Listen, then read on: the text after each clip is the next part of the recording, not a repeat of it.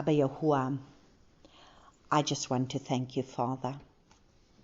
I thank you for the richness of your word, Father.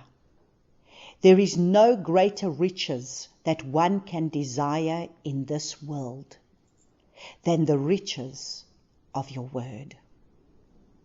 Abba Yahuwah, when your word opens up to us and when we understand the depth of who you are and how you go about doing things, and for us to understand the fullness of Yeshua's coming and that what Yeshua went through, and yet we have an understanding ourselves sometimes that's so warped to think that he did it all, therefore I go through nothing.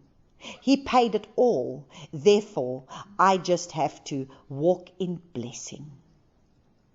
Because that is what we're always being told. It's only about the blessing. But what we do not understand, that there is always consequences to disobedience. And so it was with us as little children growing up. If we continued to disobey our parents, there was a consequence. There was always consequences to disobedience, whether we were in school, being a child, being disciplined and being taught at school. The teacher was not just a teacher. She was there to discipline us. She was there to correct us. She was there to teach us in the right way. And today we see a world where we see children that are unruly, undisciplined, because people have taken discipline and misunderstood discipline.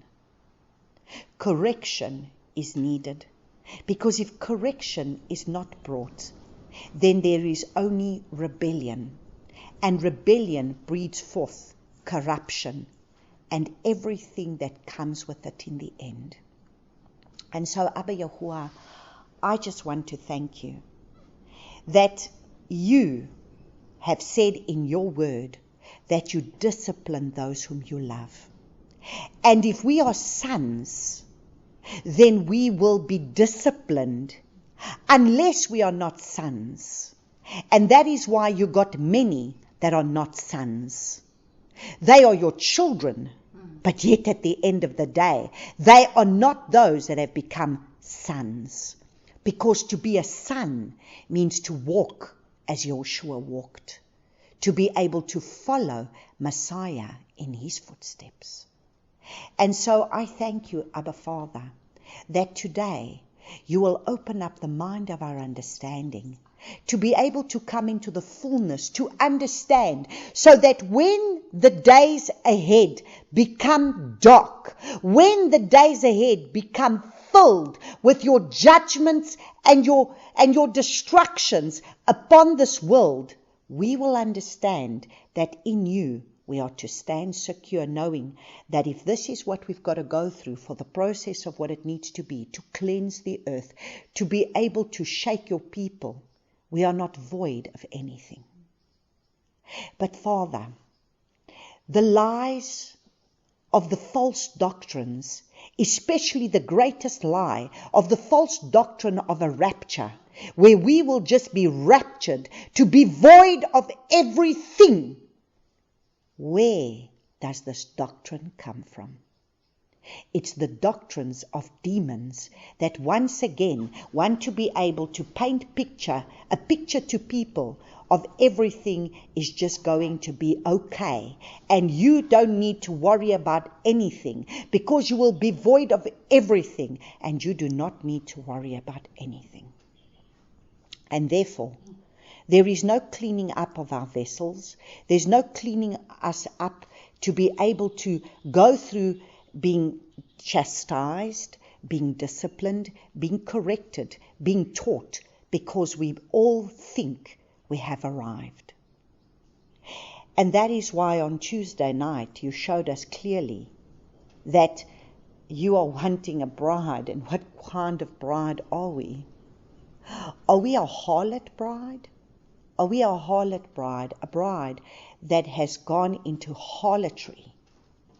Or are we truly a bride that is willing to surrender, not demand and command and have our way, but surrender to you and allow you to be able to have your way. And so, Abba Yahuwah, I just want to thank you, Father. I thank you as we close off today, this church. I want to thank you for the deep, deep revelation that you have given us in just these 7 ecclesias. The revelation that you have given us to truly understand that we need to do great introspection within ourselves, because each one of them has different aspects that has been given to us to make us see what is there within us that's still not right. And we are given an opportunity to be able to come and make right that which is wrong, because truly time is running out, and time is of the essence right now. And with every moment that we have, you are wanting to equip us, you are wanting to teach us, so that we can be ready for the days ahead, because truly the days are going to become more and more dark. And we need to be so secure in you, because our feet need to be solid on the rock of who you are and what you have said in your word, not our own misunderstanding of your word. And so, Father, I thank you for your foundations, and I thank you for your teaching, and I thank you that you alone be the one that will come. Speak to my mind and speak through my lips the very oracles that's going to come from your heart, so that we may be those that can be set free. And this will be a seed that is going to fall on good soil to produce a harvest, because we do not want to be those that are just hearers of the word, but we want to be those that will be doers of the word. And we want to be those that will be seated with you on your throne, as this is the church that you said, I will give you a place for you to be seated with me. And so we want to be seated with you, Father. And so I praise and I thank you for this time. And I thank you for your word in Yeshua's name. Amen. Amen. Praise Abba Father. So we have really gone deep and delved deep into this church. And this is the 6th lesson just on this church alone. And just to be able to understand the depth that is here, that if we work through these 6 parts of this church, we truly will be able to understand where we are falling short and what is it that the Father is saying in relation to this church. And today we're going to go a little bit deeper as we continue with our revelation in Revelation 3 from verses 19 that says, as many as I love, I reprove and discipline. So be ardent and repent. And so we must understand that He wants us to be able to be disciplined. He wants to reprove us. And as many as He loves, He will reprove. He will discipline. He will rebuke. And He will discipline. But yet people do not want to receive rebuke. People only want to receive what's touching to the ear, what's pleasant to the ear. But Yah Himself, Father says, I rebuke and I discipline.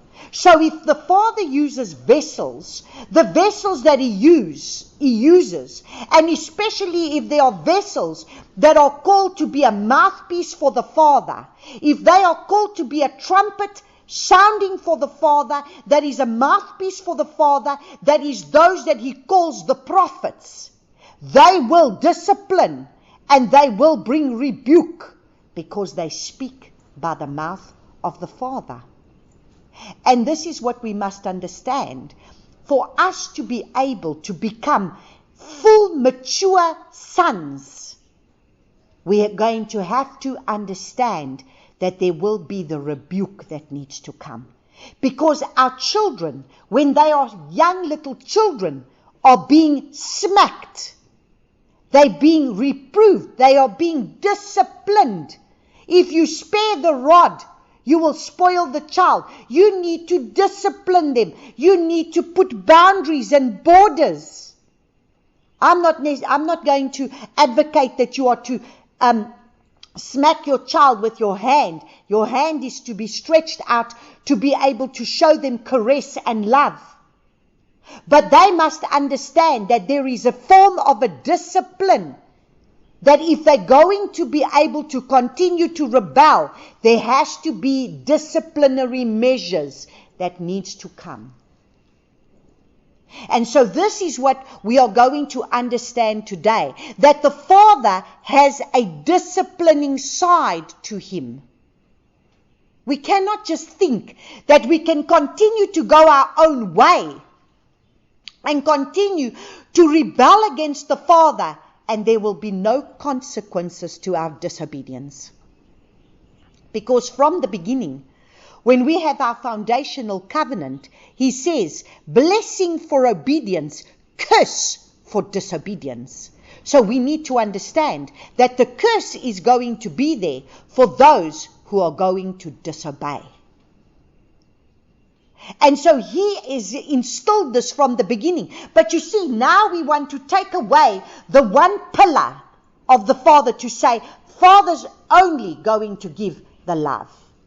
You see, because I love my children, I want to discipline my children so that they can become mature sons and daughters that will bring glory and honor to his name. The same as with me as a parent. If you discipline your child, they will not embarrass you. Take little children that are in a store and then they have not been disciplined in their homes. How do they behave in public? And then who gets embarrassed? Is it the child that's embarrassed, or is it the parent that is embarrassed? And this is what we must understand. And so we are going to be able to look at this in a little bit more detail as we are going to work through Hebrews chapter 12, so that we can understand what is the Father speaking about this discipline, and how is this part of our lives, and for us to understand that when these things come, they're not foreign. But you see, in church, we go around rebuking the devil behind every bush. And this is where we many times come into problems, because is it the devil? Is it the devil opposing the things of the Father? Or is it really your flesh that needs to surrender and submit? What is it? And so we're going to start from Hebrews chapter 12. We're going to look from verses 1, and we're going to start to work through this chapter. Not the whole chapter, but we're going to work through a few verses until we get to verse 17. So let's look at Hebrews chapter 12 as we read verse 1. We too then, having a great cloud of witnesses all around us, let us lay aside every weight and the sin which so easily entangles us. So you see, we have a cloud of witnesses steering us on this race that we are running. And we need to be able to get to the place of laying aside every weight of the sin which is easily entangling us, and let us run with endurance the race set before us. So what is that word endurance? Because we need to run with endurance, and we must understand that we need to endure. Now, if you do not understand endurance, then how do you know what you're going to have to go through? Because endurance is going to have to cause you to stand even when it's going to get tough. So let's look at this word endurance. This word endurance is the word G5281. And it's the word hupomene. Hupomone.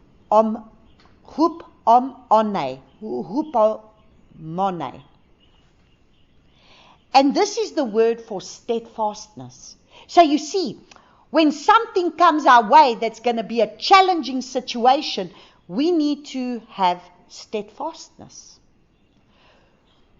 Constancy. We need to be constant in our walk.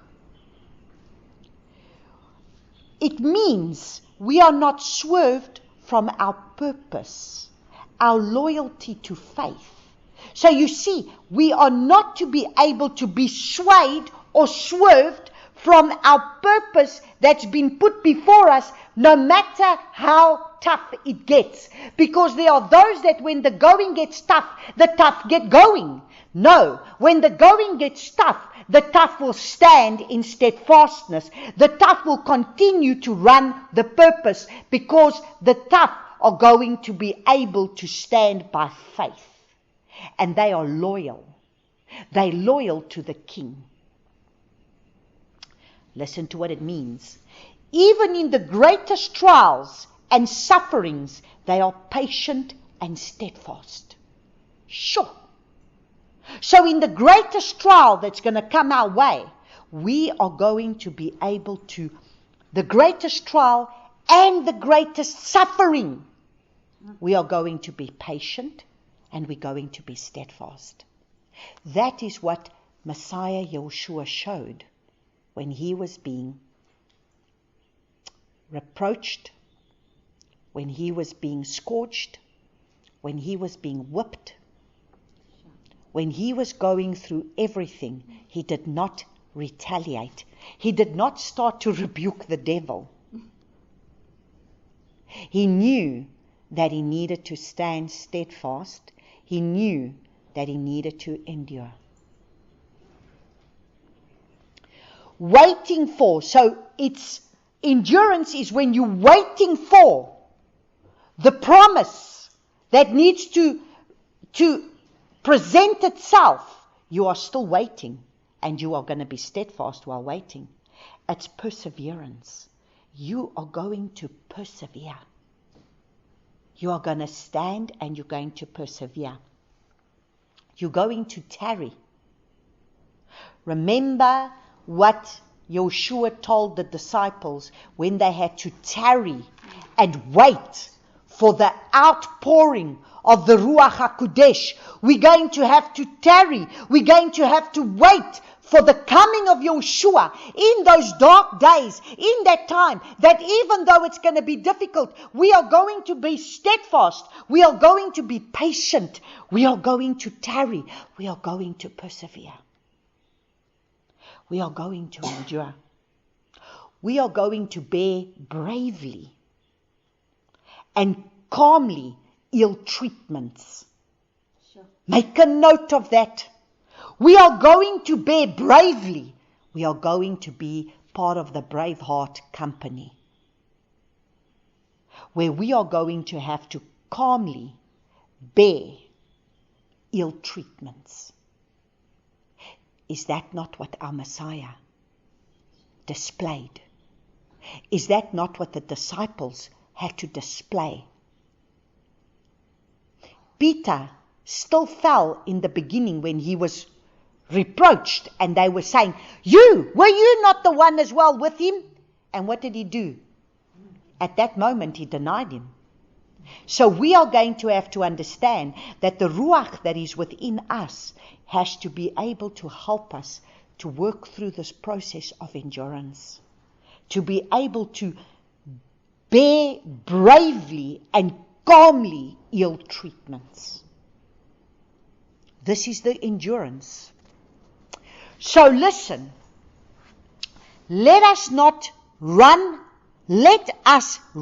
with endurance the race set before us. So you see, this is the race that has been set before us. Now, if you remember, months ago, in our time after we did the teaching, in our discussions, after we did the Shabbat teaching in one of the churches, I can't remember which one it was, And I started to share a vision that the Father gave me. And I saw this vision of where there was these a lot of spectators. There were spectators. So you see, that's the cloud.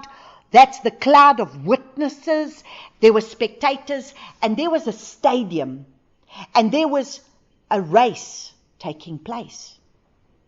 And each one had to be in their lane. So each one was in their lane. And it was a race like we had been given a baton. Like, when you're running that 400-meter relay. Like each one has to do their bit, and then they're running the relay, and then this one passes the baton to that one. And the way that it was that we had been given this baton of the last run. We are the last generation that is going to have to run to the finish line. So the baton has been for many generations, and now we have the last run, the last race. We've been given this baton. We have been given this mandate by the Father. Each one of us a different mandate. Each one of us a different baton. Not each one's baton is the same. I don't know if you remember when we would run the relays, the batons were not always all the same color. Some of them were different colors, a blue, a red, a yellow, a green. And so it was, you had a baton and you had to run your race. Now when you run the race, you have to keep your eyes on the finish line. You cannot look to the left. You cannot look to the right. You cannot look behind you. You have to run the race and stay in your lane. So you see, how many people don't want to stay in their lane? They're looking at what the neighbor is doing and what the neighbor is saying and what the neighbor is trying to say and what the neighbor is up to, and instead of staying with the baton that was given to them and running the race that was given to them. And I just believe then when each one walks the fullness of their call, it just makes it easier to walk out that call. Stick with your call.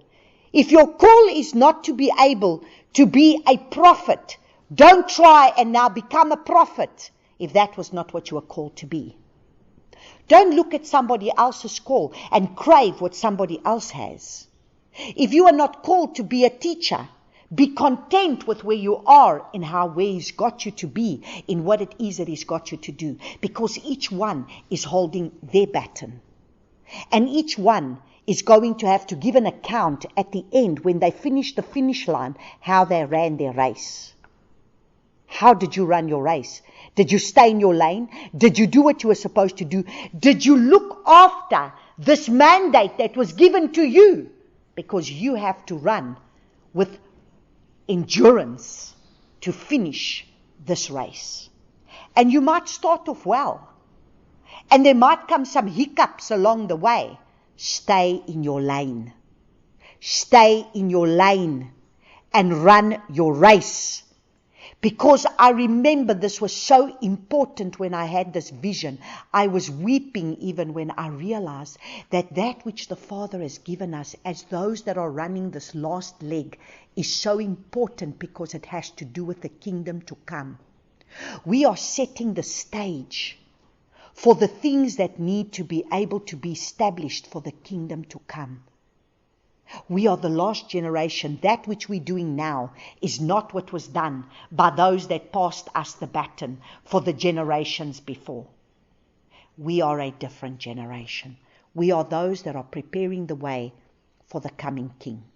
No other generation has prepared the way for the coming King that's going to be not the suffering servant of the Lamb that was slain, but the one that is preparing for the Lion of the tribe of Yehudah. That is who we are. And we have to run our race. And we have to run it with endurance. Because that's what it says.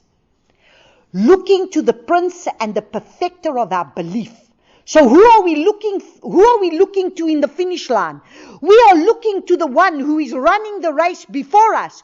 Who is running before us? Yeshua. He's the one who sets the mark. He's the one who sets the pace. He's the pacemaker. He's the one who we are looking to. He's the one who's going to be able to be waiting for us at the finish line because he runs before us.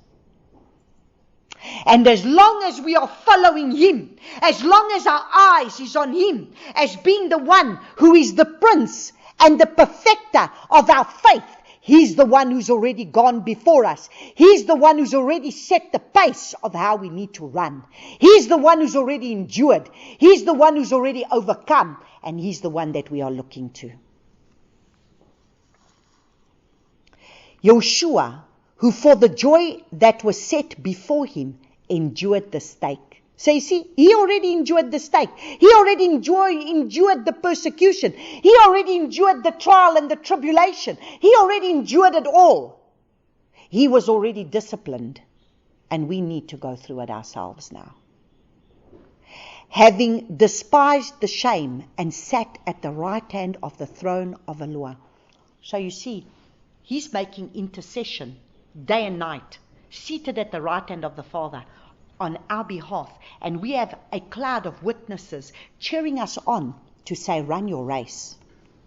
Run your race with endurance. Run it to the finish line. Do not get distracted. Do not get distracted. Do not fear. Do not look at the giants that are around you. Do not look at all those hurdles that are there. Look at the one who is running before you the race. Look at the one who's put the pace for you already. You need to run at the pace that he set for you. Hold on to that baton. Don't let it fall. Not for any man, not for anything. You do what you are called to do. Don't let anybody take you off your lane. Stay in your lane. For consider him who endured such opposition from sinners against himself, lest you become weary and faint in your lives. So you see, what is he telling you? Why should you become weary by these sinners? Why should you faint at the things that you see going on around you? Because you are running your race and you're looking at the one who's already endured it all. You're running your race and you're looking at the one who's already had to endure, who's already persevered, who's already overcome, who's already done everything. So as long as you stay in him, what do you have to fear? What do you have to worry about? You just run the race. And it doesn't matter how hard it gets or how difficult it gets. We are going to see at the end of everything that he's never going to leave you and he's never going to forsake you. Doesn't matter how difficult it gets. He will be there to whisper in your ear, go the little bit extra mile. I know your muscles are burning right now. I know that everything in you right now is burning within you. It was like someone sent me a video yesterday that was so powerful, how these two brothers were running this race. And right at the end, when the man that was winning, all of a sudden his muscles couldn't cope anymore. They just couldn't do it. And he started to want to fall and he was going to be disqualified. And his brother came from the back that was coming third in the race. And his brother took him by the arm and ran and took him with him and said, let us come along. Let us run this race. Let us finish. And you know what he did? He pushed his brother over the finish line before him. Because his brother was coming first. His brother, the one who was second, overtook them. But he pushed his brother over the finish line. And then he went over the finish line. Can we help our brother to encourage them and say, run the race. Just run it. Don't get bogged down by what you see going on around you. You have not yet resisted unto blood, striving against sin. So understand, Joshua sweated those drops of blood. And you have not yet had to go through blood, suffering the blood of the scourging that he had to go through. in order for you to have to overcome. But if that is what is going to be before us, then He will strengthen us. Just as Stephen was being stoned, as he was standing, and he was being stoned to death, and yet Stephen was standing, and he was looking up to glory, and he was rejoicing. And I believe at that moment, his body couldn't even feel one rock that was being thrown against him, because all he saw was glory. He looked up. He knew who was the one that was standing there. He saw Yeshua standing there. He saw that Yeshua was the one that was going to be able to bring him into glory. Look to your King. Look at the one who's already gone before you. And you have forgotten the appeal which speaks to you as to sons. So today we're going to understand that Father speaks to sons. You see, sons is one who's more mature already. Sons is not a little child. Sons is one who's grown up. And He says, my son, do not despise the discipline of Yahuwah, nor faint when you are reproved by Him. So understand, His reproof can even make you faint. So we are going to look at this discipline. So what does this discipline mean? Discipline is the word paideia. Paideia, and that's G3809. Now this is the word, it means training and educating. So you see, just like I said, our teachers were there to train us, to educate us. But if we got out of hand, they also disciplined us. So to discipline means to train and to educate. Cultivating the soul, which is the mind, the will, and the emotions. So He's going to make sure that He's going to cultivate that soul, because what is it that stands up the most against Him? The soul man. The mind, the will, and the emotions. Where the mind goes, the man follows. Because the mind thinks one thing, and eventually the man will follow it. Especially by correcting mistakes. So you see, there will be training and educating, and there will be cultivating of soul, especially by correcting mistakes and curbing passions. Because we can have the wrong passions and the wrong desires. And these disciplines have to bring us from being able to remove those wrong desires, those wrong passions. And it's instructing. And it's chastisement. So it's going to chastise. It's chastising. Now listen to what this is. It's the chastising of the evils with which Yahuwah visits men for their amendment. Wow. Wow. That spoke volumes to me. Listen carefully. I say it again. Chastising of the evils with which Yahuwah visits men for their amendment. So He will allow evil to come upon you so that you can amend your ways. Your evil ways need to be amended, and He will allow you to go through much destruction if need be, in order for you to be able to amend your ways. It means correction. It means instruction. It means to nurture. So, as much as He chastises you, He nurtures you. It means molding the character by reproof and admonition. So He's going to be molding our character by reproof. And we're going to see what reproof is. Reproof is to rebuke. Reproof is to expose our fault. So He's going to mold the character by reproof and admonition, to chasten, To chasten means to basically whip, to be able to chasten by affliction. Okay. So he will allow us to be afflicted. So it's to chasten by affliction. So we could be going through much affliction. We could be going through much hardships. We could be going through many things that bring hardships in our lives, that we can stand and rebuke the devil all day long. And who will we be opposing? And that is why there's no maturity. And that is why there's no sons. Because children will rebuke the devil. Children will not want a chastising. Children do not want the affliction. So children start to resist it, and they never become sons.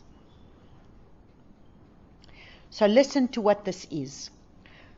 To chasten by affliction of the evils and calamities.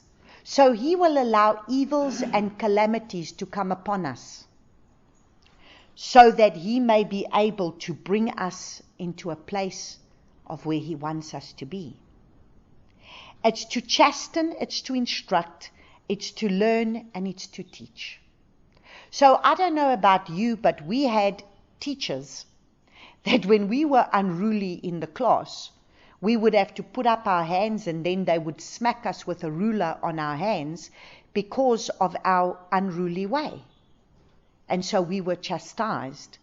As much as she was a disciplinary teacher that was educating and was training.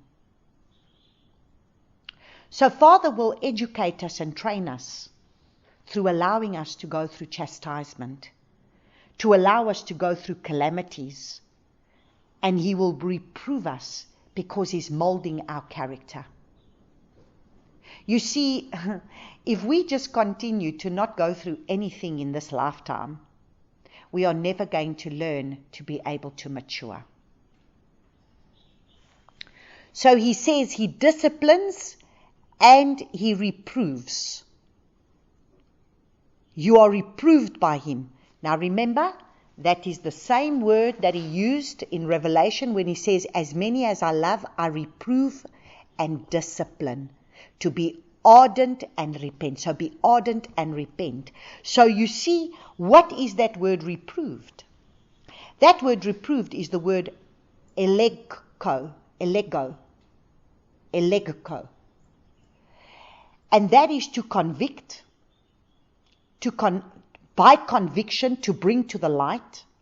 So do you understand? The Father needs to rebuke. And the rebuke brings things to light. It brings the conviction of your evil way. So if he never rebukes, how will you ever get conviction of the truth? It's to expose and to find fault. So it's to expose and to find fault. So if you never speak the faults, how will the person know how to come right? You see, so that gives you the better understanding of when you understand that the Father has to allow his servants to not only just bring nice message, but they also need to bring a rebuke, a reprove that's going to be able to bring the correction. Because if he doesn't bring correction and he doesn't bring conviction, then how do we be able to turn from our wicked ways? So it's to reprehend. It's to call to account. It's to be able to bring the person to account, to say, you are out of line. You need to amend your ways. And it's to show one his fault.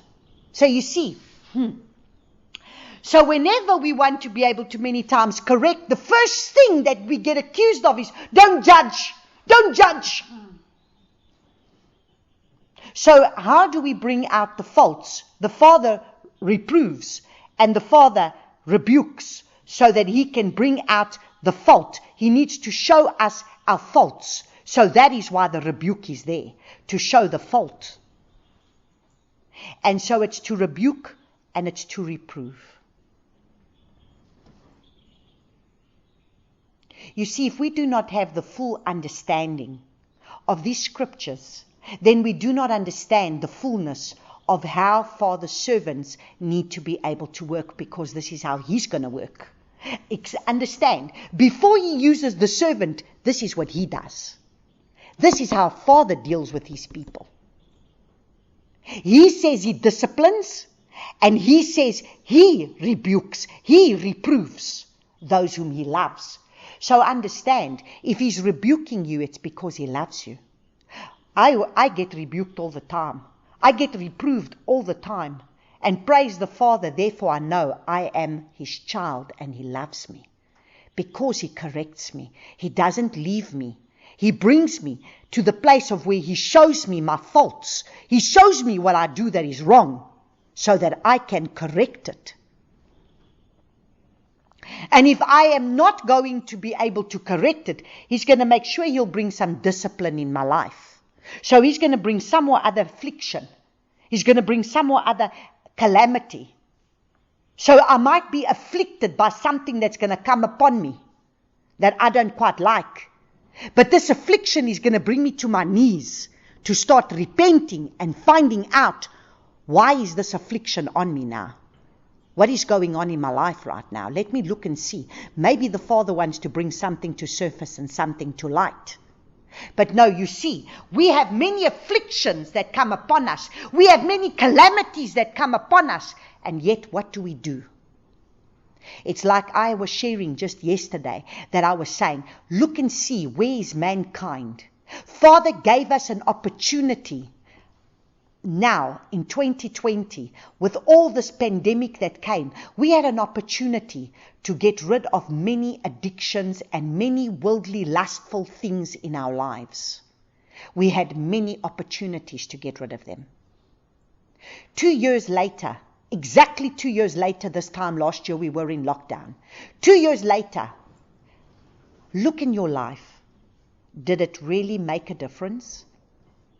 Did it come and bring you closer to the Father? Did it get rid of certain things in your life that maybe there were some addictions that were there, that was taken away? Are those addictions still there? Because He gave us opportunity. I mean, if I take, for example, just the addiction of the smoking and the alcohol, the people that had an addiction to smoking and alcohol got a very big opportunity to get rid of this in their lives. And He gave them the opportunity. For those that are addicted to sport, He even removed the sport idols from people's lives. He removed our recreation, He removed everything. And He gave us an opportunity to get back to Him. Have we really learned from that? Or is now everything opening up and we can just go back to business as usual? And that's why I say the thing that's coming next is going to be far greater than what's just been. Far worse. So we continue to read.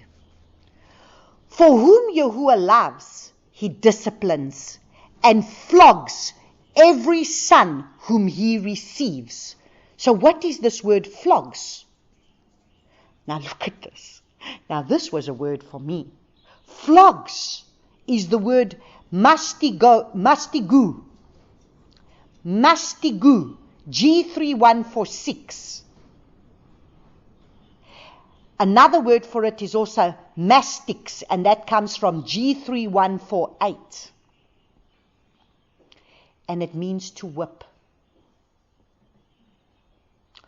Scourge, to plague. So it's to scourge, it's to plague. A calamity, misfortune, especially sent by Yahuwah to discipline or to punish. Wow. My goodness. You see, if we do not go deep in these words, we do not understand Father's character. We do not understand Father's way. He is speaking something very deep here to us. And He's saying clearly, for whom Yahuwah loves. So if He loves, He's going to whip. If He loves, He's going to be able to scourge. If He loves, He will bring calamity. If He loves, He allows you to go through misfortune. If He loves, He will send discipline and He will punish you. Joshua was scourged. He was whipped. He went through suffering. He went through pain. But yet we do not want to go through anything. And the doctrines that we have been taught in church is that it's not the Father. Father doesn't punish anybody. I was punished at school by my teachers if I didn't do what was right in my learning. I was learning. And learning together with learning, there is discipline.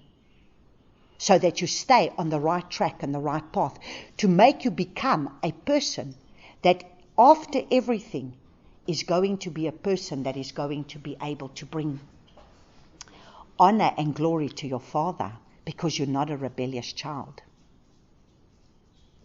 And unless we go deep in these words, we are not going to understand Father. And that is why many times we squirm and then we're rebuking and nothing's going away. He's going to allow us to go through things, and that is why it's so important that we read our foundational covenant, because our foundational covenant shows us how He treated the Israelites. Did they get away with having to point a finger at Him and demand and command what they wanted? He gave them what they wanted, and then they paid the price for it, didn't they? He gave them the quail. He said, it's not good enough for us to have this manna. We want the quail. The meat was still in between their lips, and how many thousands of them died? Because He brought a plague on them. Well, that's why I'm saying. They went and they fornicated, and straight after their fornication, when they went and slept with a Midianite woman, straight after all of that, more than 30,000 of them died. But we want to be able to think that Yahuwah of the New Testament now, of the renewed covenant, is different. He says, I am the same yesterday, today, and forever. I change not. But it's because we don't go deep in reading our scripture and understanding our scripture. So you must understand, many times we think that because we're going through these things, the Father doesn't love me. Why am I going through this? Father, what have I done to deserve this? Father, what is going on in my life? I don't understand. But what you don't understand is because He loves you so much, He's not going to leave you in the mess that you're in right now. He wants to be able to bring you through this. And if He's going to have to bring some calamity in your life in order for you to be able to get to the other side, He's going to allow it. He's going to allow it. I remember when my child was being put in hospital, the first time that he had to go to hospital because when he was small, every 6 months, because he had asthma, he would get croup and he would get pneumonia every 6 months when the seasons changed, until he was 5 years old. And now he would have to be put in hospital, and now they're trying to put a drip on him. And now my child is looking at me with his eyes of disgust and pain and saying, Mommy, why are you letting me? Now this child is 6 months old. He cannot speak to me. He cannot tell me. He cannot tell me what he's going through. But he's looking at me with a face of saying, please do not allow these people to hurt me. And in the meantime, I'm looking at him as his mother to say, my child, if they don't put this drip in your little arm right now, then you're not going to be able to get the medication that you need in your body in order to be able to bring healing to your body. And as a mother, it was so difficult for me. It was so difficult for me to stand there and be able to watch what my child was going through, but knowing that there was nothing I could do, even though he looked at me with eyes of such disgust and pain, to say, take this away from me. So Abba Yahuwah was exactly where everyone is, exactly where He is right now. When He sees you going through your pain and your squirming and skirmish and your everything calamity and everything coming upon you, that's exactly where He was when He was looking at His son, and His son hanging at a stake. And there was nothing that He could do, because He allowed His son to go through this. The same as He allows us to go through things, because he's trying to bring about his purpose and his plan in our lives, on that book that has already been written for our lives. And because he loves us, he's allowing us to go through this. If you endure discipline, so you see, now he's telling you to endure discipline. So he's telling you that you're going to have to be steadfast, that you're going to have to be constant, that you're going to have to be able to persevere, that you're going to have to go through these trials and these sufferings in order, and you're going to have to bear bravely for the calmly in ill treatments. Eloah is treating you as sons. So read it again.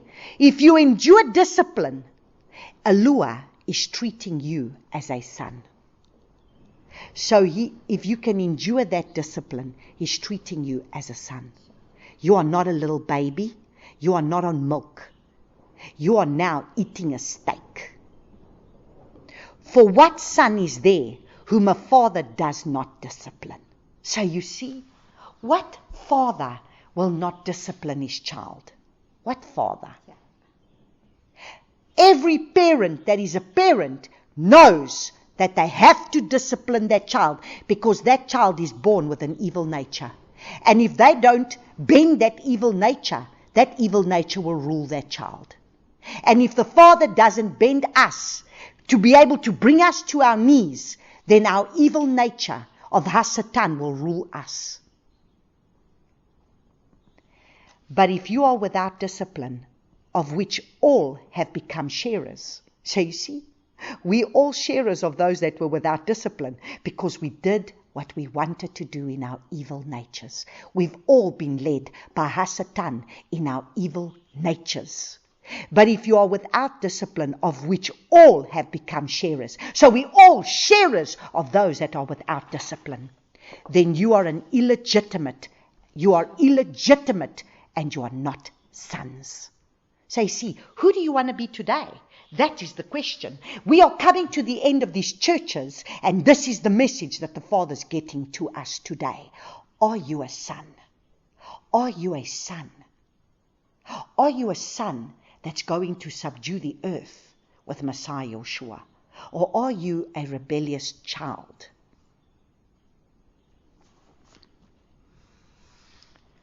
So he's calling us to endure discipline, so that we will not be those without disciplining, because then we are those that have the nature of our Satan that is being ruled in this earth. We are being, because the whole world is under the sway of the evil one, of the devil. So it says, moreover, we indeed had fathers of our flesh. So we have our own fathers of our flesh disciplining us. But now we don't want discipline from our Father. We only want love. The love has to do with discipline.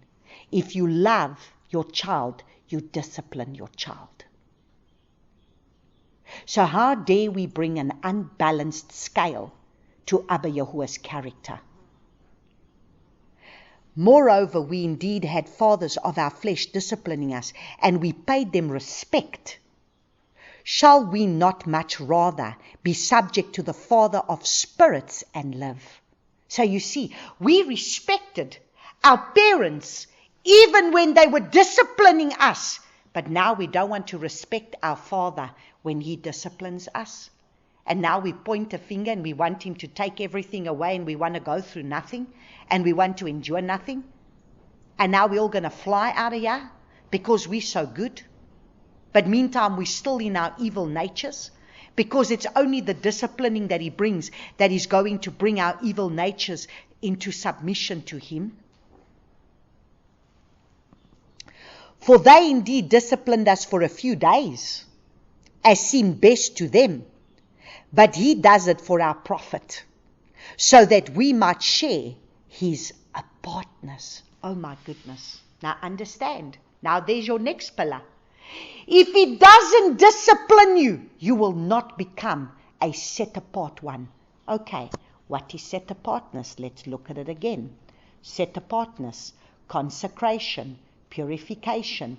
The effect of consecration, sanctification of the heart, which is the lev, which is the mind, which is the will, which is the emotion, and life, to separate from profane things. So you see, what was this whole plague thing that then brought about? He will allow the enemy to do what needs to be done. He will allow the enemy to be able to come and do what he's doing on the earth, to bring his people into submission to him. So it says to separate from profane things and dedicate to Yahuwah, to cleanse externally, to purify internally by renewing the soul, the mind, the will, and the emotions, to purify and consecrate mentally to be holy. And now we continue to read, because what does he say? So that we might share his apartness. We might share in his set apartness, because he says, be holy as I'm holy. So how do you propose to be one who's seated with him unless you are set apart? Now listen to what he says.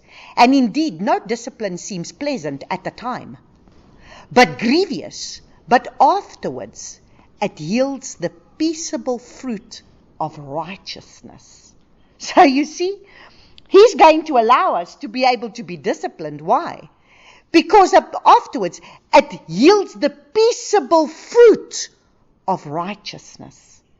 And we are going to look at that peace, that tranquility, peace between individuals, harmony, security, safety, prosperity, peace and harmony. Make and keep things safe. So that's the peaceable fruit. So it needs to bear fruit of peace and of righteousness. And we had a look at righteousness last week, and we quickly look at it again. And it says, righteousness means to do what is right in the eyes of Yahuwah. Righteousness is conformity to the law, especially the law of the mind, the will, the emotions of Yahuwah. So the mind and the will of Yahuwah, which is the norm of righteousness. Righteousness is the word dekayoma, what has been established and ordained by law, an ordinance, a judicial decision, sentence of Yah. Either favorable judgment by which he acquits man and declares them acceptable to him, or unfavorable sentence of condemnation, justification, ordinance, righteousness. That is righteousness. And so he's saying that we will then bear. If he doesn't bring the discipline, then that is why people do not learn righteousness. If he doesn't bring judgments, man will not learn righteousness. And just yesterday we read this, we were declaring Isaiah 26 last night, and it says, unless the people of the world go through the judgments, the man does not learn righteousness. Let's just quickly have a look at that, because we just read it. I read it last night, we declared it. And let's just quickly have a look at it, because this is in his prophets. And he speaks it in Isaiah chapter 26. Listen to what he says in verse 26 from verses 7 to 9. Listen to what he says. 7 to 10. The path of righteousness is uprightness, O upright one. You weigh the course of the righteous. Also is the path of your right rulings. O Yahuwah, we have waited for you. The longing of our being is for your name and for the remembrance of you. So understand, we're waiting for righteousness to be established upon the earth. We are waiting for your name, for the remembrance of you. Now listen to verse 9. My being longs for you in the night. Also, my spirit within me seeks you earnestly. For when your right rulings, and that is when your judgments, right rulings is judgments. It's another word for judgments. For when your right rulings, your judgments, are in the earth, the inhabitants of the world shall learn righteousness. So you see, if these judgments and these disciplines and these calamities and these things do not come upon us, we do not learn righteousness. Because his disciplines birth within us righteousness. The wrong finds favor, yet he shall not learn righteousness. In the land of straightforwardness, he acts perversely and does not see the excellency of Yahuwah. So you see, the wrong is finding favor in the world right now. We are turning back to the Father in righteousness through his word and through seeking him. But how are the wrong going to do it? Unless right rulings of his judgments come upon the earth. So his judgments is his mercy for man to still turn from their wicked way and turn back to righteousness. So we continue to read Hebrews 12. So he says, so strengthen the hands which hang down and the weak knees. So you see, when we're running our race, let's strengthen each other as we run our race, because in this race, we might maybe stumble. Stay in your lane. Get back into your lane. We might take a detour to get back into your lane. And we are there to help those to strengthen the hands which hang down and the weak knees, and make straight paths for your feet, lest the lame be turned aside, but instead to be healed. So understand, those paths need to stay on the straight path, stay on that narrow path, because wide is the path that leads to destruction, but narrow is the path that leads to life. Stay on that narrow path. Pursue peace. Okay, so we've got to pursue peace. Because listen to what he says. Remember he said there? He said, he does it so that for our profit, so he brings the discipline for our profit, so that we might share in his apartness. And indeed, no discipline seems pleasant at the time, but grievous, but afterwards it yields peaceable fruit of righteousness. Now listen to what he says. Pursue peace with all, and pursue apartness, set apartness, without which no one shall see the Master. Now I want you to understand, this is his word. Without set apartness, no one is going to see the Master. And you are to pursue peace. So what is peace? Peace is the word G1, I'm in the wrong page here. Peace is the word H1515, and it is Irene.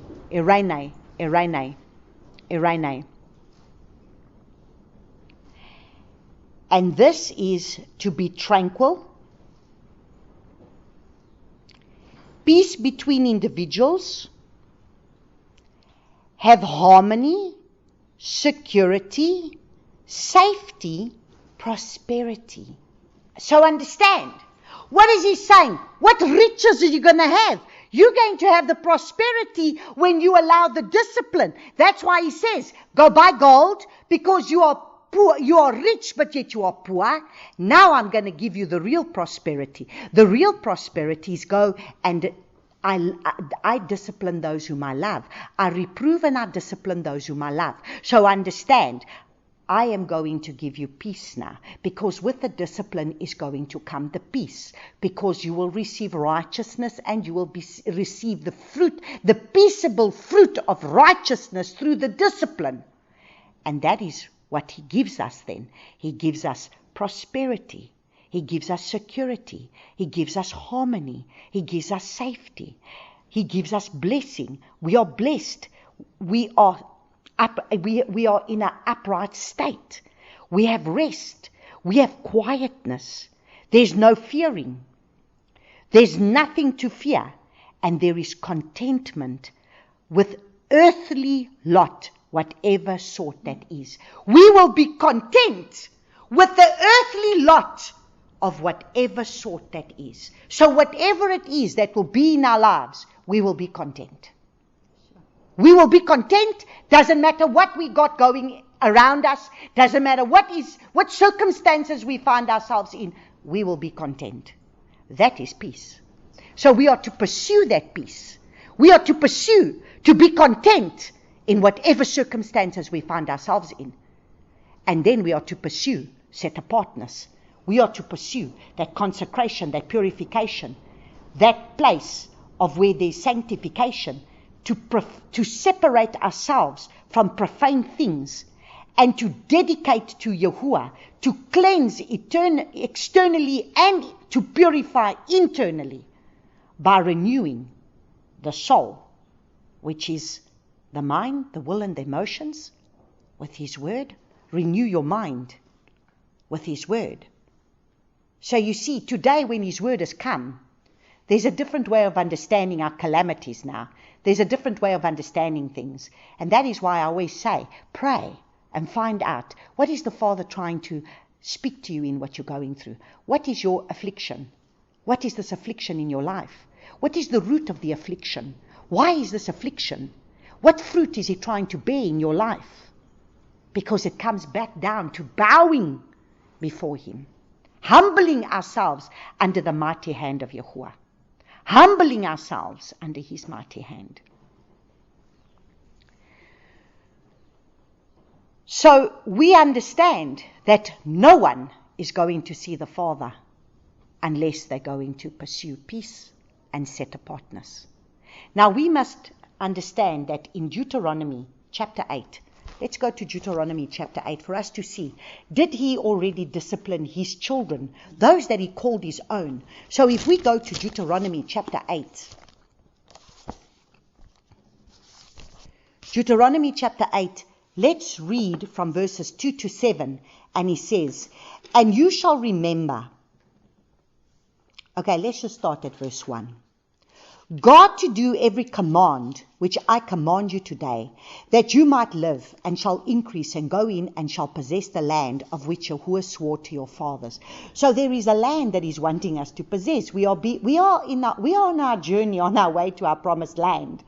And the promised land is really only going to be when Yeshua is going to come. We are not quite in that promised land. We can have our promised land based on where we are right now, but still we are in a wilderness process, having to be able to coming into the likeness of our Messiah, being conformed into the likeness of Messiah. Now listen to what He says. And you shall remember that Yahuwah your Lord led you all the way these 40 years in the wilderness to humble you, to afflict you. Okay, so humble is to afflict.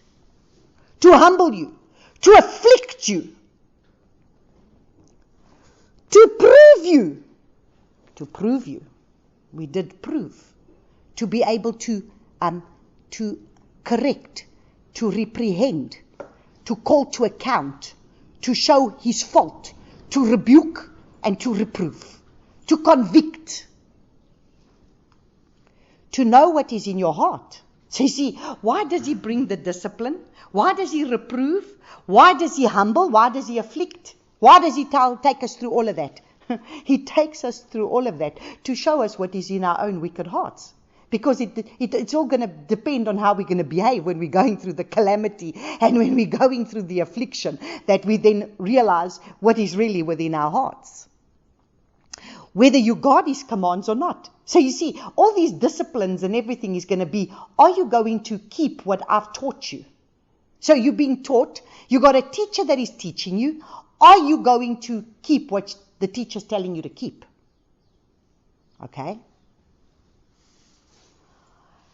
And He humbled you to let you suffer hunger. So you see, He allowed them to suffer hunger. And fed you with the manna, which you did not know, nor did your fathers know, to make you know that man does not live by bread alone, but by every word that comes from the mouth of Yahuwah. Your garments did not wear out on you, nor did your foot swell these 40 years. Thus you shall know in your heart that as a man disciplines his son, so Yahuwah your Lord disciplines you. So you see, right in the beginning, he was already disciplining the Israelites that were his chosen people. Now, what makes us think that we will not be disciplined? He disciplined his son, and we're going to look at that. So what makes us think we will not be disciplined? Therefore, you shall guard the commands of Yahuwah your Lord to walk in his ways and to fear him. You see, what really brings fear of Yahuwah in you? When you start to be disciplined, you get a fear in you to say, I'm not going to do that again. When you give your child a hiding, or you discipline them, when you're going to punish them for what they've done, they learn from their punishment to know that I'm not going to do that again. But if you do not bring the discipline, how are they going to know not to do it again? For Yahuwah your Lua is bringing you into a good land, a land of streams and water, fountains and springs that flow out of valleys and hills. So you see, that's where he wants to bring us to, that land of peace and tranquility and calmness and prosperity and quietness and resting. That's the place he wants to bring us to be in a place of peace. But you see, that peace will come when we stop wrestling against, in our flesh ways, we wrestle against him. And he wants to bring us into submission to him so that we can be at peace. So now we have a look. Before we carry on, I want to have a look, because you see, he disciplines those whom he loves. So at the end of the day, did he discipline our Messiah, Yeshua? So let's look at Hebrews chapter 5. So just go a few pages back in Hebrews chapter 5. Listen to Hebrews chapter 5 from verses 5 to 9. What is the purpose of us having to go through these disciplines and these things that we go through? So in Hebrews chapter 5, from verses 5, it's Hebrews chapter 5 from verses 8, From verses 8 it says, though being a son, he learned obedience by what he suffered. So Yeshua himself was a son, yet he learned obedience to the Father by what he suffered. We sometimes suffer for doing good. Yeshua did not suffer because he did anything wrong. Yeshua suffered because he did good, because he did what was right, because he obeyed the commands, because he obeyed everything. He suffered. And so we too are going to have to endure suffering because we are sons. So even though he was his son, he learned obedience by what he suffered. Now listen, why is there suffering? Why does the Father many times allow us to go through these things? And having been perfected, he became the causer of everlasting deliverance to all those obeying him. So, do you understand? By what he suffered, by what he went through, he became the everlasting deliverance to all those obeying him. So, by what we go through, by our calamities, by our difficulties, by our sufferings, by our things, we become a deliverer for other people, to help other people be delivered in that area where we too have had to overcome and suffer in that area. Does it make sense? So your calamity and your affliction and your things that you're going through, your all of the things that you're going through is not in vain. Because you become, the more you learn to submit and obey the Father and surrender and submit, you help other people that then come on a path to say, let me take your hand. Let me run this race with you because I've been there. I understand what you're going through, but you will overcome on the other side. So let us continue to read from Hebrews chapter 12 now as we start bringing this to a close. It says, so he said in verse 14, pursue peace with all and pursue apartness, without which no one shall see the master. So you see, pursue peace with all, which means you have to be at peace with everybody. You cannot allow issues in your heart. And if you know that there's a brother that's holding something against you, go make right with your brother. If you have wronged your brother, go make right with your brother. This is a time to make right, because you are to pursue peace with all. You might not agree with one another, but you are to be at peace with them. Because look at what he says in verse 15. See to it that no one falls short of the favor of Eloah, that no root of bitterness springing up causes trouble, by which many become defiled. So do you see, many are going to become defiled in these last days because they're going to allow a root of bitterness. And the root of bitterness comes from a fruit that is there. It is going to be able to be extreme wickedness. So we're not even to become bitter against those that are going to do us harm. Do you understand? So even if they speak up against you, and even if they come and scourge you, just like they did Messiah Yeshua, what did he do? He hung at the stake and he said, Father, forgive them, for they know not what they do. Now this is a bitter pill to swallow at times, because when someone does you wrong, what is the first thing you want to do? Retaliate. And so we don't want bitter fruit. We don't want bitter hatred in our hearts. We don't want bitter gall. We don't want the fruit of bitterness in our lives, because it's going to defile us. And we cannot stand set apart before Him. And we cannot walk in being. We cannot pursue peace. So to pursue peace means it's on purpose. You must pursue peace. You must be at peace with your brother, whether you like it or whether you don't, whether your brother's right or whether your brother's wrong. You are to pursue peace with your brother. Now look what he says in verse 16. Lest there be anyone who whores or profane one, like Esau, who for a single meal sold his birthright. So understand, are we going to sell our birthright for our flesh desire? When the calamity comes, when the hardship comes, when the suffering comes, when these afflictions come, are we going to sell our birthright like Esau did? Because he needed to be able to satisfy his need of food at that very moment. Give me that food. Give me that lentil soup. I want it now. Or else I'm going to die. And that was a lust of his flesh. So what are we, you see, who whores. So what are we going to whore? To whore is the lust of the flesh. It's part of whoring. Part of the lust of the flesh. And so are we going to chase after the lust of the flesh to be able to fulfill what the flesh wants? You know, at that very moment when Yeshua was being scourged and he was being spat on and he was being whipped and he had every right to be able to call forth legions of angels at that moment to come and take him out of the situation. But he endured. And this is what we need to understand today. For us to become sons and walk with our birthright, we cannot sell out like Esau did. And this is what the Father's trying to show us here today. Because this church was a church that sold out its birthright for its fleshly desires. For its comfort, for its wealth, for its lusts of the flesh. And that's why he said, go buy gold.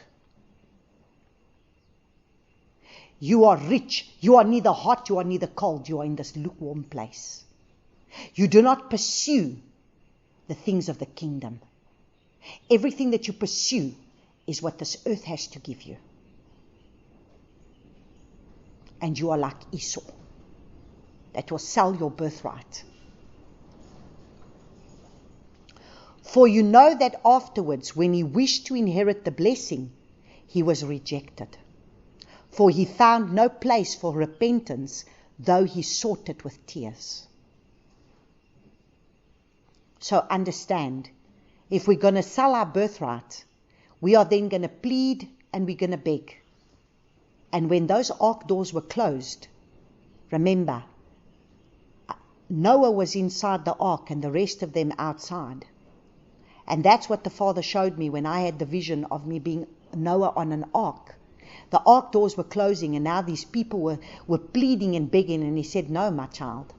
I've sent them servant upon servant upon servant to talk to them, to warn them, and they would not listen.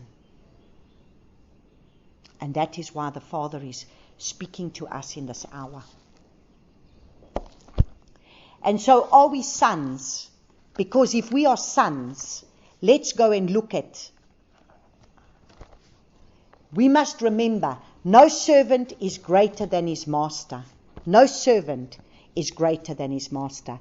And we are to remember the word that he gave us in John chapter 15, verse 20, that says, remember the word that I said to you, a servant is not greater than his master. If they persecuted me, they shall persecute you too. If they guarded my word, they will guard yours too. But all this they shall do to you because of my name, because they do not know him who sent me. So if we're going to go through all these hardships and all these trials and all these persecutions and all these sufferings like Joshua did, and we will endure, it's because no servant is greater than his master. So now we look at Romans chapter 8. Romans chapter 8 from verses 15 to 22. And he says, for you did not receive the spirit of bondage. So let us see, we were called to be sons. And the choice is ours to be sons, and we've been given the Ruach of Yahuwah to become sons. So you have no excuse to say, but I cannot do this. Because listen to what he says. The Spirit, so it says, for you did not receive the spirit of bondage, again to fear, but you received the spirit of adoption, by whom we cry out, Abba, Father. And now you know, if you receive this, if you are an illegitimate child, if you do not allow his disciplines. The Spirit himself bears witness with our spirit that we are children of Elohim. And if children, also heirs, truly heirs of Elohim, and co-heirs with Messiah. If indeed we suffer with him, in order that we also be exalted together.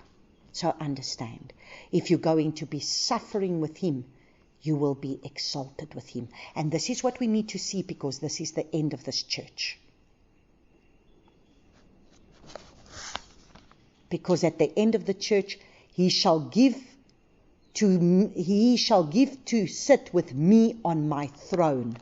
So understand, we will be heirs with Messiah, if indeed we suffer with him, in order that we also be exalted together. For I reckon that the sufferings of this present time are not worth comparing with the esteem that is to be revealed in us. It is important that we speak about the sufferings that are going to come, because this has not been preached for decades. But now is the hour, because we are the last generation that is going to see the coming of Messiah. And if we're going to understand that we are going to have to see the coming of Messiah, there's many things that are going to come upon this earth that we are going to be a part of. And suffering is going to be part of what we will have to go through.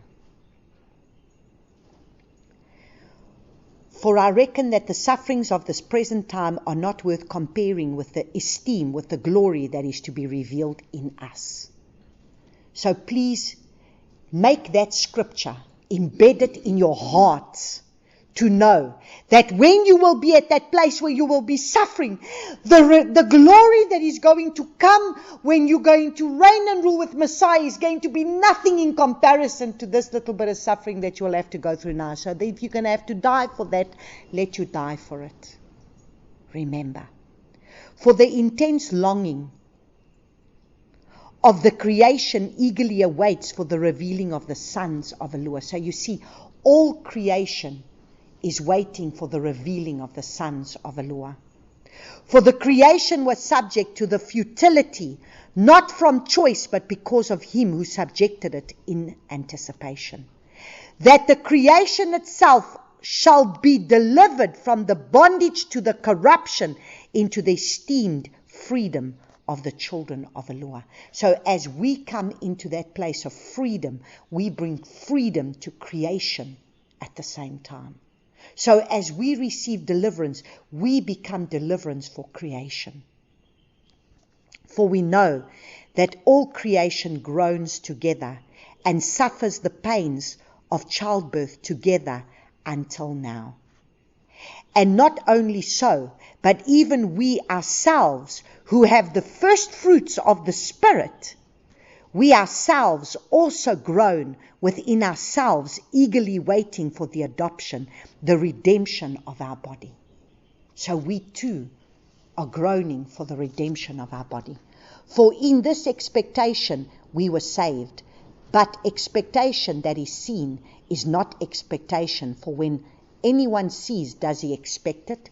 And if we expect what we do not see, we eagerly wait for it with endurance. You see, we are going to eagerly wait for the coming of our Messiah with endurance.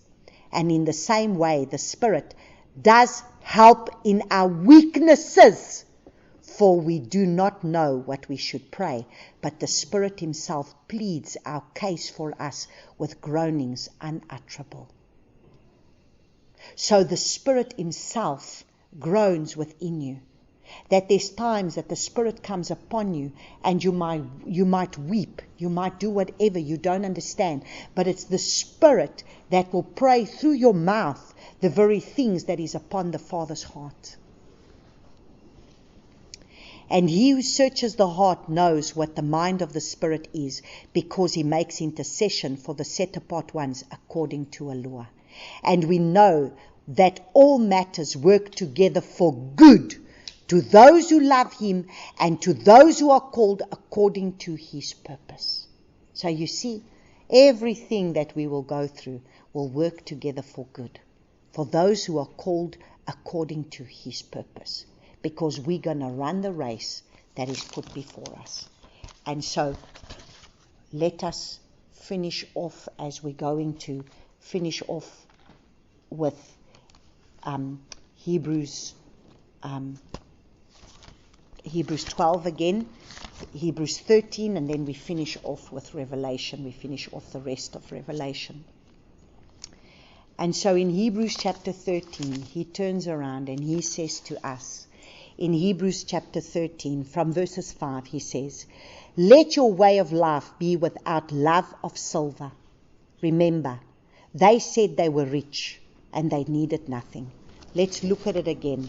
Right from the beginning, if we look at this church, what did we see? The church of this church said, what did they say? The church of Laodicea said that, "I know your works, that you are neither cold nor hot. I would that you would be cold or hot. So because you are lukewarm and neither cold nor hot, I am going to vomit you out of my mouth. Because you say, rich I am, and I am made rich, and need none at all, and do not know that you are wretched, pitiable, poor, blind, and naked." So keep your finger there, because we're going to come back there. Now listen to what he says in Hebrews. He says, "Let your way of life be without the love of silver, and be satisfied with what you have. For he himself has said, I shall never leave you nor forsake you." So that we boldly say, "Yahuwah is my helper. I shall not fear what man shall do to me." So you see, doesn't matter what man will do to us, in what it is that we have to go through, we will fear nothing except fear Abba Yahuwah. And so we continue to read as we come to the end. And then he says, I advise you to buy from me gold refined in the fire, so that you become rich, and white garments, so that you become dressed, so that the shame of your nakedness might be shown, and anoint your eyes with ointment, so that you see. And this is what we covered now. As many as I love, I reprove, I rebuke, I correct, and discipline. So be ardent and repent. See, I stand at the door and knock. Father is standing at the door of our lives, and he is knocking. If anyone hears my voice, you see, there is the criteria. Are we a sheep that hears his voice? Because he says, my sheep hear my voice, and the voice of a stranger they do not follow. And opens the door, I shall come into him. I shall come into him.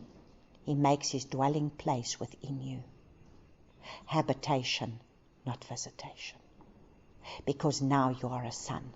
Because you have allowed yourself to become one who is loved by the Father, because you have become set apart. And you are set apart as he set apart. And you are one that will hear his voice, and you are one that will be led by his voice, and you are one that will be led by spirit and truth. I shall come into him and dine with him, and he with me. He will feed you at the table. He will feed you with the manna that will come from him. I will dine with you. I will feed you my manna. I will open your eyes, and you will feed from my word. And I will feed you. You will go without nothing. He will dine with him, and he with me. So you will be seated at a table of Yahuwah in the presence of your enemies, and he will fight for you, and you will have your peace. He has set a table before you in the presence of your enemies. And he will come into him. So understand, he's going to reside within you. He's going to make his dwelling place within you. And you are going to dine with him. You are going to be seated with him in those heavenly places. You are going to dine with him. He's going to feed you.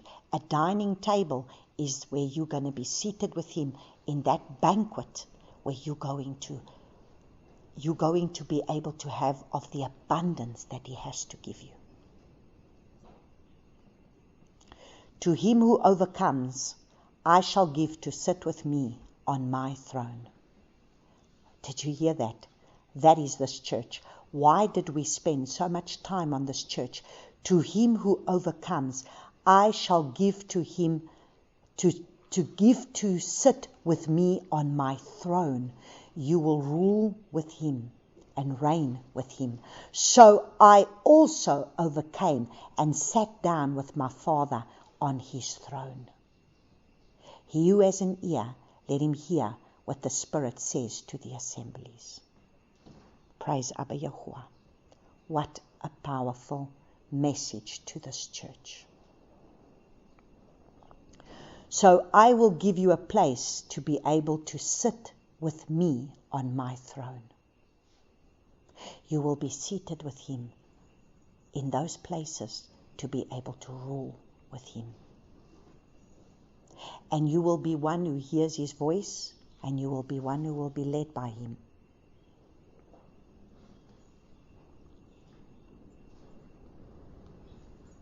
So you have to open the door.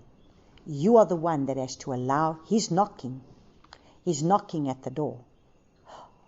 If you are a sheep that hears his voice, open the door. Allow him to come into you. He wants to have a habitation. He doesn't want visitation. He doesn't want a little visit here and there. He wants habitation, that you become his hands extended, his feet extended, his mouth extended, his eyes extended, his ears extended. He wants a vessel through who He can work. So I thank you, Abba Father, for this word, my King. I thank you, Abba Father, for the mighty work that you have done through these 7 churches that I can't even begin to even understand the richness of your word and that which you have opened up to us to understand your heart, the deeper revelation of your heart that comes with each church to understand sons. This church is to understand that we are to be sons that are to be able to subdue the earth, that which you wanted from the beginning when you created Adam and Eve, so that we can be those that may be able to walk with you in the cool of the day, to once again be restored to the Garden of Eden. Oh, Abba Yahuwah, let us not eat from that tree of the knowledge of good and evil, which is what this church does. It prides itself to eat from that tree. But let us be humble and come before you, bowing our heads low, doing obeisance to you, Father, and asking you to have your way in us, allowing you to be able to bring your disciplines in our lives, so that we can truly become those sons and heirs that may be able to rule and reign with you, to subdue this earth, because all creation is groaning for the sons of Yahuwah to be raised up in this hour, to take their rightful place, so that we can bring the restoration of all things back to you. And for this, we have a race to run, Father. And I thank you that truly we have a cloud of witnesses that are cheering us on. And I thank you, Abba Yahuwah, that we have Yeshua who's already set the pace for us. He's already run the race before us, and He set the pace that we are to look to, that we are to be guided by, in order to understand what it is that is required of us. And thank you, Father, that we understand that He has paid the price in full to understand nothing is going to be too hard or too difficult. Because if He's overcome, so will we. And so, Father, I thank you. I thank you for the mighty life lessons that we have learned through these churches. Father, I pray that you help us to be able to walk out these lessons that we have learned, and that we will be those that will embrace who you have called us to be, and that we have been given a baton, and that each one of us will run our race, and that we run it well. And we will not be bogged down by what man says or what man thinks or what man does, but we will stay focused on you that has put the finish line before us, and you are standing, cheering us on with all the cloud of witnesses saying, stay in your lane and run your race. And Father, I pray that when it gets tough and when it gets difficult, remind us that you will never leave us, that you will never forsake us, and that you've already gone ahead of us, and that you are there within us, because you have said, I'm standing at the door, I'm knocking, just open that door, I will come within, and I will put a table before you in the presence of your enemies, and you will dine with me. And I will speak softly in your ear and say, this is the way, walk you in it. And you will strengthen us. You will strengthen the weak knees, and you will strengthen the feeble hands, and you will help us to endure and run the race. And even when it's at that time that we want to throw in the towel, let us be reminded of what you've already paid the price for us, and what you already suffered for us. And it will be nothing in comparison to what we would have to go through. And so I thank you for these lessons that we have learned today, Father. I thank you for everything that you've done and everything that you've revealed within these 7 churches. And I thank you for your grace, for your love, and for your mercy, Father. In Yeshua's name I pray this. Amen.